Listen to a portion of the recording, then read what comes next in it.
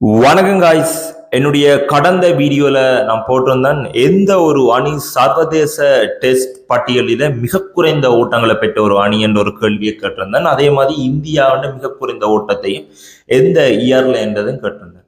சர்வதேச பட்டியலில மிக குறைந்த டெஸ்ட் ஓட்டத்தை 1955 இங்கிலாந்துக்கு எதிராக நியூசிலாந்தால மிக குறைவாக பெறப்பட்ட 26 ஓட்டங்களே மிக குறைந்த ஓட்டமாக இன்று வரைக்கும் உள்ளது.